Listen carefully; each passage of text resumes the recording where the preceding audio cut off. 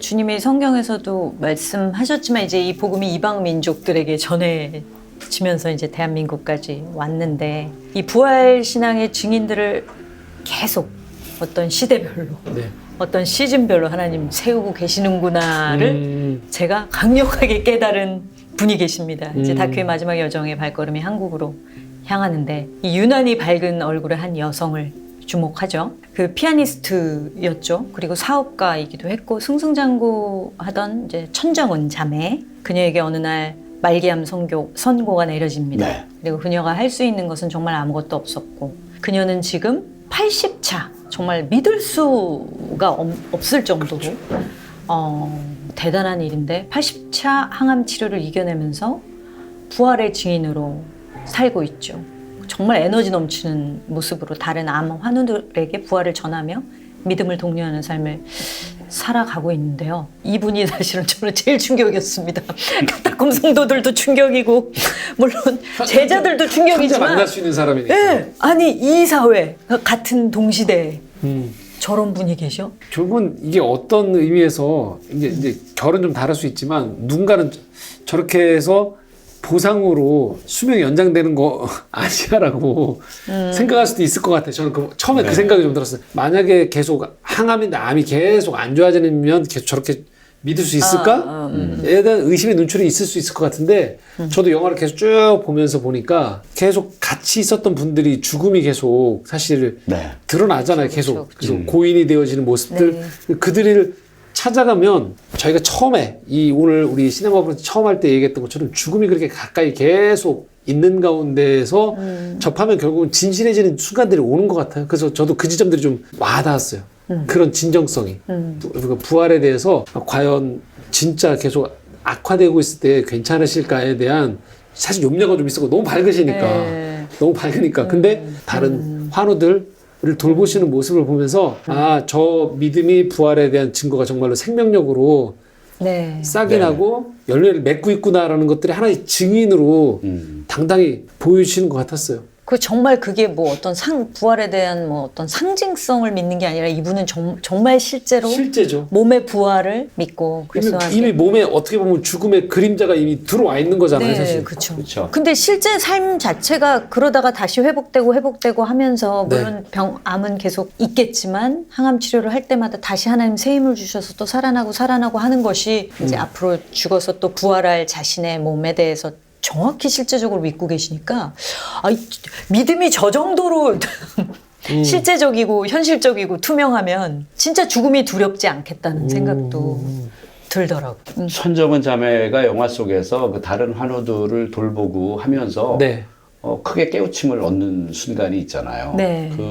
이분이 이제 매일 기뻐하는 모습을 보이고 그것만 참 대단히 훌륭한 거죠. 그렇죠. 근데 이제 그런 와중에 다른 똑같이 암을 앓고 있는데 이제 본인보다 조금 더 이제 증세가 심한 암을 앓고 있는 다른 환자에게 질타를 당하는 그 내용이 있잖아요. 그러니까 본인의 항암 치료가 성공적으로 이제 됐으니까. 그래서 그 암이라는 게 사실 완전히 없어진다는 건 말이 안 되는 거거든요. 이게 일시적으로 퇴치가 돼서 그 다른 환우를 돌보고 있는데 그 기쁜 모습을 보이니까 그 다른 환우가 얘기하잖아요. 당신이 지금 그렇게 기뻐하는 것은 암이 지금 없어졌기 때문이다. 그런데 거기서 천정원 자매가 그렇게 하나님께 기도하거든요. 아니 이럴 거면 내가 암 상태가 좋아져서 그 암이 나아서 다른 어떤 그 암 환자가 나 때문에 상처받고 그리고 신앙에 도전을 받는다면 내가 차라리 암이 재발하는 게 더 좋을 것 같다라고 하나님 기도하거든요. 그게 바로 그 확고한 어떤 부활에 대한 믿음이 있기 때문에 그렇죠? 아니 그게 뭐 내가 다시 물론 지금 열심히 항암을 하면서 이 질병과 싸우고는 있지만 나의 끝이 언제이더라도 육신의 삶이 그게 크게 중요한 것이 아니다. 내가 이 사람을 전도하는데 내 건강이 걸림돌이라면 차라리 내 암이 재발했으면 좋겠다라는 정도의 어떤 모습을 보일 수 있는 믿음이라면 그건 진짜로 그 부활에 대한 그렇죠. 그렇지 아주 요지부동의 확고한 믿음이기 때문에 그럴 수 있겠다라는 생각이 좀 들었습니다. 사실 이 부활에 대한 것은 어떤 교리이기도 하잖아요. 기독교의 교리이기도 하고 좀 오해도 많고 왜곡된 시선도 많은데 그걸 얘기하면 그거 좀 약간 살짝 그렇게 가면 좀 이단 아니야? 막 이렇게 얘기하는 것도 저는 들었거든요. 이 부활에 대한 기독교적인 좀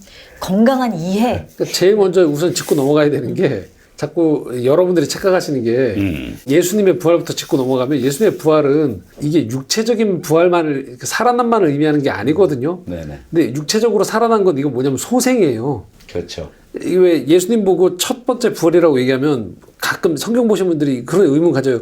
나사로도 살아났잖아. 구약시대도 살아났잖아. 맞아요, 맞아요. 그럼 엄밀히 말하면 소생이에요. 나사로가 초대 열매 뭐 이렇게. 왜냐면 소생은 그 육체는 언젠가 다시 죽는 거예요. 근데 예수님이 죽으셨다 부활했을 때는요 전혀 다른 생명체가 되는 거예요. 질적으로 다른 차원의 새로운 생명체. 근데 육체성이 있어요. 있기는. 근데 이전에 우리가 가지고 있는 육체성과는 달라요. 네. 하지만 예를 들면 신약성에 부활하신 예수님의 몸을 보면 희한한 두 가지가 공존해요. 왜냐면 도마가 이 예수님 상처에 손을 집어넣거든요. 그러니까 이게 뭐냐면 흔적이 남아있는 거예요. 이게 뭐냐면 스티그마라고 하죠. 그렇죠. 예, 영적인 의미에서의 상처지만 어떤 그 변화된 부활의 증거가 돼요. 그런데 중요한 건 또 다른 장면에 보면 예수님이 제자들이 두려워서 문을 닫아놓고 다락방에서 기도하고 있는데 갑자기 요즘에 무슨 SF 영화처럼 예수님이 문을 통과해서 들어. 문을 통과해서 거기 있다고. 그건 뭐냐면 육체성이 공간에 또 제한되지 않는 네. 그 지점이 있는 거예요. 그러니까 분명히 육체성은 같되 우리가 지금 생각하는 왜냐면 우리 이 살과 피는 이 벽을 통과할 수 없어요. 그렇죠. 이 두 가지가 공존하는 게 부활하신 예수님의 몸이고 그분이 우리에게 너희들도 이제 이 부활체로 새로 생명을 갖게 하겠다라는 게 지금 성경이 증언하는 이 부활에 대한 첫 번째 예수님에 대한 모습이고요. 또 하나는 영생을 자꾸 착각하시는 게 시간이 길어지는 걸 영생이라고 생각해요. 그거 아니에요. 우리가 예수님을 믿음으로 해서 새로운 생명이 들어와서 부활을 맞게 된다는 건 뭐냐면 시간과는 전혀 다른 차원이 영원히 들어오는 거예요. 다른 차원이 우리 안에 들어오는 거죠. 네네네. 그 다른 차원의 삶을 경험한 사람으로서 이 땅에서 우리가 부활의 증인으로 살겠다는 거지 거지 소생해서 내 생명이 연장되는 건 이건 진시황하고 우리가 다를 바가 뭐가 있겠어요. 불로 장생하겠다는 바람이 있는 거죠. 그거는 기독교적인 믿음이 아닌 거예요. 그래서 자꾸 우리에게 부활의 증인으로 살아간다는 건 뭐냐면 내 아픈 몸이 나았어요가 아니고 다른 차원의 깨달음이 들어오면서 내가 이제 다른 차원의 사람이구나. 이제 그러니까 사도 바울이 얘기해서 사나 죽으나 우리가 다 주의 것이라고 얘기하는 게 살아도 죽어도 다른 차원에 사는 거예요. 네. 부활체가 된다는 것, 부활을 믿는다는 건 우리가 다른 차원을 바라보면서 사는 사람으로 산다는 걸, 그래서 이 땅에서부터 그 다른 차원의 삶을 살고 그 삶이 여기서는 뿌옇지만 죽으면 비로소 완벽하게 그것이 뚜렷해지는 삶으로 간다라는 것이 이미 우리에게 선물로 주어졌다라는 게 기독교인의 믿음에서의 부활이지 당장의 육신을 가진 우리는 낫게 되면 기쁘죠. 덜 아프면. 하지만 이 아픔은 또 언젠가 계속 반복되어진다는 거고 우리에게 다른 차원의 기쁨, 다른 차원의 소망, 다른 차원에서의 사랑이 우리에게 임한다는 게 성경에서 말한다는 거죠. 그런 의미에서 되게 뼈아픈 게 초딩 질문. 예. 초딩 맞아, 초딩? 그 다른 차원의 삶을 하나님 나라의 삶이라고 표현해도 될까요? 그렇죠. 예, 맞아요. 하나님의 나라. 예, 하나님 나라의 삶을 그래서 부활의 증인으로 살라는 건 하나님 나라의 삶을 이 땅에 살아가라는 거죠. 우리가 자꾸 오해하면 안 되는 게 천국에 갔더니 누군가는 한 300평짜리 저택에 사는 거예요. 다이아몬드로 치장된. 누구는 움막집에 살아요. 오케이. 세상에서 별로 이렇게 아름답게 안 살아서 움막집에 살아. 움막집 살고 있는 근데 거지. 그 지금. 개념이 만약에 상급이 약해서. 그 개념이 이 땅에서의 소생의 개념을 가지고 있는 사람의 물질적 개념이 확장된 거예요, 만약에? 네네. 그러면 한번 이런 질문을 해볼 수 있는 거예요. 그러면 움막집에 사는 사람은 그게 천국인가? 천국 아니죠. 왜냐하면 그리고 시간이 길어진 거면 그러면 이 움막이 영원한 거면 여기가 천국일까? 인간들 천국 움막집 싫어합니다. 그런 거잖아요. 그리고 예를 들면 이 땅에서 제가 가끔씩 강의할 때 이런 질문 던지거든요. 내가 뭐 미워하는 그 분이 있어요. 빌라 배정을 받았는데 아직도 계속 미워했었어 이 땅에서. 아뿔싸 우리 옆집이야. 이분 화해 안 했는데 우리 옆집이야. 근데 언제까지 사는 거예요? 영원히 살아요. 네네. 미워하는데. 그럼 이게 천국인가? 이게 천국인가 지옥인가? 그래서 전혀 다른 차원의 삶이 우리에게 있다라는 것이고, 물론 성경에 나오는 상급의 개념이나 이런 것도 지금 우리가 생각하는 물질의 개념과 좀 다른 차원의 하나님의 위로와 네네. 하나님의 정서가 있겠죠. 영적인 정서가. 근데 우리가 생각하는 방식의 이 양적인 개념, 그 다음에 차별의 개념, 뭔가 이게 피라미드의 개념의 천국분이 아닌 것이고, 그렇기 때문에 그 전혀 다른 차원의 삶을 우리가 미리 그것을 믿음으로 나눔을 통해서 깨닫고, 목사님 설교와 성경 공부를 하면 깨달음을 통해서 이 땅에서 살아가면서 그것을 완벽하지 않지만 그렇게 부분적으로 경험하는 요청하는 것인 거죠. 근데 그 지점에서 되게 안타깝고 마음 아픈 건, 최근에도 우리 여론조사 가끔씩 언론 보시면 나오겠는데, 기독교인들에 대한 이미지가 타종교하고 비교해봤더니 타종교는 굉장히 좋은 표현들이 많은데 어느새 저희 기독교를 대표하는 단어들이 뭐냐면 이런 거예요. 이게 너무 부끄럽고 아픈 얘기인데, 물질적이다, 세속적이다가 기독교를 대표하는 표현이라는 거예요. 맞습니다. 근데 그건 거꾸로 말하면 너희들은 부활을 안 믿는 거야. 너희들이 말하는 영원이라는 차원을 너희들은 안 믿는 거야. 에 대한 사실 믿지 않는 분들의 세상에서의 평가로 볼 수 있는 거예요, 사실은. 지금 선교가 안 될까요? 막 얘기할 때, 우리 교회에 더 많은 스피커와 막 건물이 더 현대식으로 네. 화려하지 않아서, 또는 교회 식당 밥이 맛이 없어서 이래서 오지 않는다라는, 그것 때문이 아니라는 거예요, 사실은. 네. 어떻게 보면 아직 신앙을 갖지 않는 분들은 저희한테서 다른 걸 보고 싶은 거죠. 다른 차원을 맛보고 싶은데, 하나님을 믿는다고 했는데 보니까 하나님을 데려다가 우리보다 더 욕심이 많네? 더 앉으려고 그러네? 더 어떻게 보면 이 생에서 우리가 아까 했던 소생의 개념에 그 생명을 더 부여잡으려는 집착이 강하네? 지금 보여지고 있는 모습이 아닌가에 대한, 이건 지금 누구에 대한 제가 네네. 타자로서 평론가처럼 얘기하는 게 아니고 저에 대한 반성에서 함께 우리가 좀 고민하고 아파하고 성찰해야 될 부분이 아닌가라는 근데 지금 고백입니다. 목사님 나눠주신 그런 어떤 문제 제기들이 사실은 그동안 이제 한국의 기독교의 전통에 있어서 죽음이나 부활이나 생명이나 영생이나 이런 부분이 좀 교리적으로도 그렇고 네. 좀 미흡하게 전달되지 않았는가 하는 네, 생각이 네, 너무 많이 듭니다. 정말 이 천정원 자매를 보면서 이 죽음과 부활이 한 사람에게 진정으로 드러날 때 저렇게 그렇죠. 빛나는구나. 그녀의 얼굴과 미소와 이 밝은 빛이 하나님이 하시는 일을 증언하고 있는 것 같았습니다. 그래서 참 사도행전 29장을 쓰고 있구나 이렇게 싶었고요. 예. 권호중 씨가 이 영화에 권호중 씨가 나오잖아요. 네. 탤런트 권호중 씨가 로마의 지하교회도 가고 또 인도의 도마교회도 가고 다 이제 가는데, 도마교회에서 이제 그런 선교사님하고 이야기하다가 그런 이야기를 해요.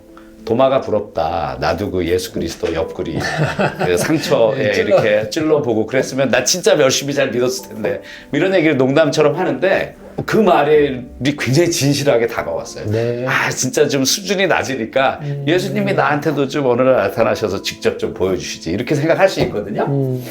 다락방에 이 제자들이 몰려 있을 적에, 그들이 두려워할 적에 예수 그리스도께서 호련히 나타났단 말이죠. 저는 그때 그들이 결국은 나중에 자기들이 그 모든 12명의 성도들이 결국 복음을 전하기 위해서 순교를 감내할 수 있는 힘이 그 자리에 생겼다고 생각하거든요. 네, 그 오순절 다락방에서. 네, 근데 오순절 다락방에서 그들이 얻은 것은 결국 예수 그리스도가 부활하셨다. 네. 그리고 우리도 결국은 부활해서 부활할 함께 것이다. 예수 그리스도와 함께 있을 것이다. 그렇기 때문에 우리의 지금부터의 나머지 삶은 우리가 그리스도인으로서 어떻게 살까에 대한 실천, 이것이구나라는 걸 깨우쳤고, 그래서 담대하게 갈 수 있었다고 생각해요.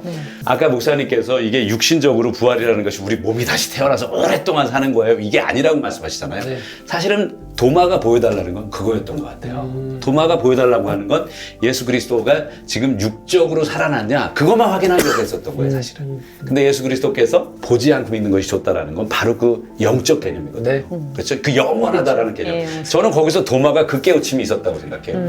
육의 부활의 어떤 그런 것을 확인하고 나서 주님께서 영적 부활의 깨우침을 주셨고, 도마의 행적을 그 영화에서 짧게 이렇게 알게 되면서 굉장히 큰 감동이 저도 있었습니다. 네. 네. 이어령 교수님의 말처럼 죽음이 죽어버리는 것이 아니라 죽음을 살려내는 것이 기독교가 해야 할 또 하나의 과제가 아닐까 생각해 보게 됐고요. 이 죽음을 기피하고 정복하려는 세상 문화를 향해서 오히려 죽음을 드러내고 십자가로서 죽음의 새로운 생명의 관점을 알리는 것이야말로 오직 기독교밖에 할 수 없는 세상에서 또 해야 하는 그런 중요한 사명이 아닐까 그런 생각을 해봅니다. 부활의 증인으로서 살고 싶지 않으신가요? 저는 좀 이 영화 보면서 그런 좀 바람이 많이 생겼는데요. 그것을 위해서 기도하셨으면 좋겠습니다. 솔직히 주님께 네. 부활의 증인으로 살 수 있게 해달라는 기도를 우리 다 함께 드릴 수 있었으면 너무 좋겠습니다. 네, 시네마 브런치 여기까지 하겠습니다. 감사합니다. 네, 수고하셨어요. 수고하셨습니다. 네.